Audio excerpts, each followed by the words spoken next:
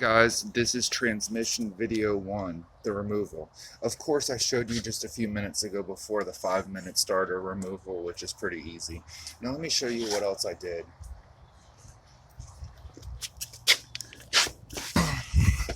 The starter's up there, but just hanging. I gotta remove those 2 nuts. Then next, I have to remove the 4 converter bolts. Then after that, I have to remove the 4 drive shaft bolts. Now what I did is I removed the H-pipe, the aftermarket H-pipe. I removed this part of the exhaust and the other part's loose, but giving me a pain in the butt coming off. So now let me show you what I did. Here's the harness, the transmission harness and all the connections. There's one connection there. Now there's the cable on the other side disconnected. It's 2 10mm bolts for that. Let me go ahead and scoot over here and show you the connections. Now there's a connection here.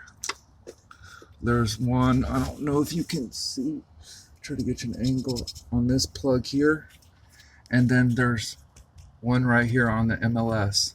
Now you got to push the button on the MLS and push a lot of buttons on these to pull these out. Take your time, you don't break the harness. Afterwards, you push it over the center part of the tunnel. The 10mm bracket bolts, the cable, will be right here. You want to use a short socket with a 3/8 wrench and break them off is easy. Pull it down and over and away. It's going to be, I think, a 1/2 inch here on this bolt too. Now, to remove the harness so it's out of your way, you're going to go ahead and just move this and tuck this over here.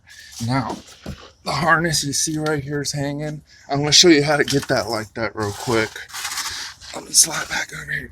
Now, up here at the top where you can see light, you're going to, after you've made your disconnection on the push plug here, you're going to pull this harness straight up through that hole up top where you can see daylight, kind of. You're going to pull it over on top of the transmission. If you have problems, get snug, push back, pull on the other side, and start again. Try to feed it through. You're going to be able to pull it up.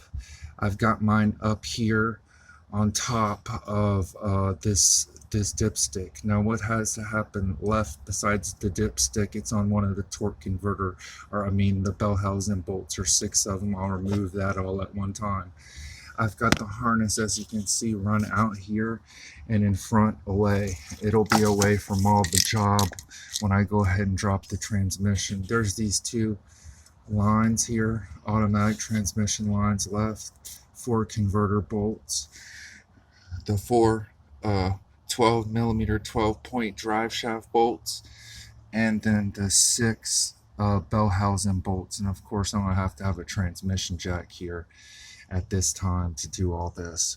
So, and of course the cross member when the transmission goes. So I wanted to show you about where I'm at. I'm taking a little lunch break, and then I'm going to come back and attack it. Get up out of this car. Damn, it's hard to get under that car when you're a tall, big dude. So as always, guys, like, subscribe, and share. This is the transmission video 1 for the Aode to Aode swap. Thanks, guys.